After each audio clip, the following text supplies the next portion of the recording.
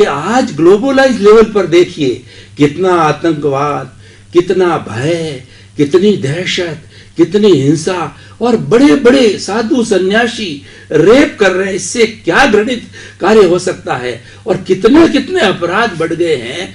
तो इन सबके समस्या के समाधान के लिए आपके आत्मविज्ञान, नई दृष्टि, नई खोज कार्यक्रम में कोई समाधान हो तो कृपया बताइए, हम आपके प्रति बहुत कृतज्ञ रहेंगे। सबसे पहले सबको मेरा नमस्कार, जय सच्चिदानंद। पहली बात यह है कि आज जिस प्रकार से समाज के अंदर जिस प्रकार के इतने सारे दूषण आम जनता के अंदर, पढ़े लिखे इंसान के अंदर और अच्छे अच्छे सामाजिक सेवा वाले व्यक्ति के अंदर और धर्मगुरुओं के अंदर भी जिस प्रकार से गिरा हुआ चारित्र हमारे समाज में दिख रहा है, वो हमारे सबके लिए, एक मानव समाज के लिए एक शर्म की बात है। मगर क्या करें, ये कलयुग है और कलयुग के अंदर ऐसा होना वास्तविक है, क्योंकि कलयुग के अंदर लोग भी गिरे हुए होते हैं। मगर इसका मतलब ये नहीं है कि इसका उपाय नहीं है। हर समस्या है तो समस्या का समाधान भी है ही, प्रश्न भी है हजारों हैं तो इसके समाधान भी लाखों हैं। इसलिए ये सोचने की जरूरत नहीं है कि प्रश्न नहीं है वो भी नहीं सोचो, समाधान नहीं है वो भी नहीं सोचो। प्रश्न है तो समाधान है, ये समझो। एक प्रश्न का अनेक समाधान भी हो सकते हैं, मगर ये ढूंढना पड़ता है। तो हमारे समाज के अंदर आज जिस प्रकार की प्रकृतियों की जो विकृति आ गई है, ये विकृति क्यों आई है? क्योंकि लोगों के अंदर एक प्रकार की अपने व्यक्तिगत स्वार्थ की भावना खड़ी हो गई है। व्यक्तिगत स्वार्थ, पहले जमाने के अंदर समाज के अंदर रहना है तो कोई भी व्यक्ति पूरे परिवार के लिए, समाज के लिए, देश के लिए, राष्ट्र के लिए सोचता था। ऐसा नहीं सोचता था कि मेरा क्या होगा लाभ। वो देखता था मेरे समाज के लोगों को ये कार्य से लाभ होगा, मेरे राष्ट्र को ये लाभ होगा, मेरे परिवार को ये लाभ होगा, ये सोचता था। आज ये सोचते नहीं है, आज सिर्फ स्वार्थ का सोचते हैं कि मेरा क्या होगा। हस्बैंड और वाइफ का झगड़ा हो जाता है तो भी यही सोचते हैं, वाइफ का जो होने वाला है मेरा अच्छा होना चाहिए। माँ बाप और बच्चे के बीच झगड़ा होता है तो बच्चा भी ये सोचता है कि मैं कैसे तरक्की करूं, माँ बाप को जो होने वाला है वो हो, इसकी वो देखभाल करने वाले नहीं होते हैं। तो ऐसे हर व्यक्ति समाज के अंदर, आप देखो पॉलिटिक्स में देखो, हर पॉलिटिकल व्यक्ति जब सत्ता प्राप्त करता है तो यही सोचता है कि इस पॉलिटिक्स से, ये सत्ता से मेरे को व्यक्तिगत लाभ कैसे मिले। मैं आया हूं तो समाज के काम के लिए, मगर व्यक्तिगत लाभ कैसे मिले, यही सोच मेरी रहती है। तो इसीलिए मैं समाज का भला नहीं कर सकता हूँ।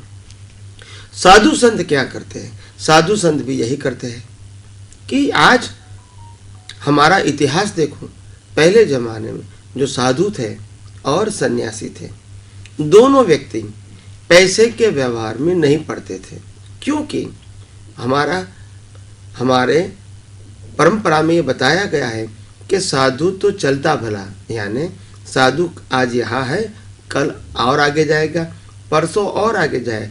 उनके लिए व्यक्ति, स्थान, मंदिर, संस्था कोई मायना नहीं है।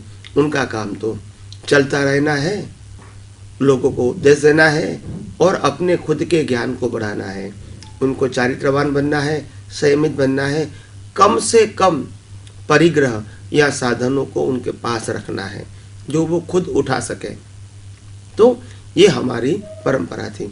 मगर आज हर परंपरा, चाहे सामाजिक परंपरा कहो, चाहे धार्मिक परंपरा कहो, या चाहे पॉलिटिकल सिचुएशन कहो, या चाहे समाज सुधारक कहो, सब लोग इस कलयुग में भ्रष्ट हो गए। और भ्रष्ट होने का मतलब ये एनवायरनमेंट ऐसा हुआ।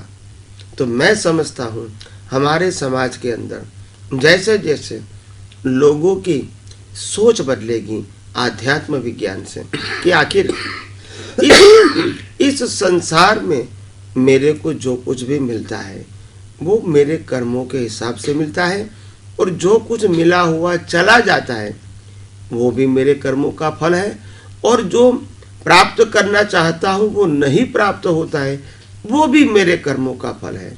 तो इसके लिए और किसी को ब्लेम और क्लेम करने की ज़रूरत नहीं है। जैसे जैसे लोगों में ये समझ आएगी, वैसे वैसे धीरे धीरे समाज का उत्थान होगा। तो समाज का उत्थान कैसे होता है? विचार क्रांति अभियान। लोगों की सोच में बदलाव आना चाहिए। बदलाव कैसे आएगा?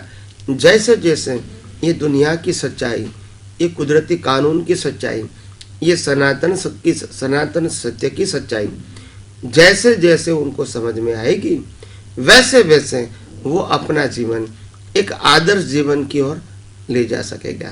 आज देखो, साधु और सन्यासी और संत क्या हो गए? हर व्यक्ति पैसे में पड़ गए। तो पैसे में पड़ गए तो फिर क्या हुआ?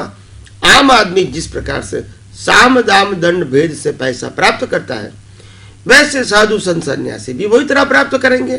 क्योंकि हमको परिवार चलाना है, सुखी होना है, बंगला मोटर गाड़ी लेना है, तो हमको भी साम दाम दंड भेद करना पड़ेगा। साधु संत को क्या है? उनको भी संस्था बनाना है, मंदिर बनाना है, शिष्यों को संभालना है और बहुत बड़े बड़े फंक्शन करना है। तो उसके लिए भी पैसा चाहिए। अगर पैसा नहीं दोगे तो साम दाम दंड भेद और भय दिखा के भी आपके पास से वो पैसा प्राप्त करेंगे और वही पैसे का उपयोग अपनी मर्जी के मुताबिक, अपने प्रोजेक्ट के मुताबिक, अपने प्लान के मुताबिक वो यूज करेंगे। तो संसारी और त्यागी के बीच में जो अंतर होना चाहिए वो नहीं रहा। तो हमारा अंतर उनका अंतर दोनों कपड़े में ही रहा, चारित्र दोनों का एक ही हो गया।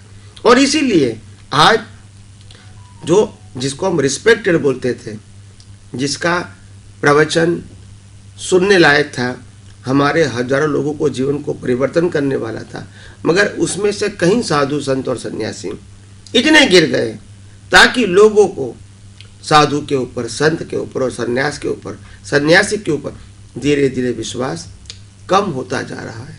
और उसकी वजह यह है क्योंकि जब आपने घर छोड़ा है, परिवार को छोड़ा है, लक्ष्मी को छोड़ा है, साधनों को छोड़ा है, तो आपका जीवन बिल्कुल संयमित होना चाहिए।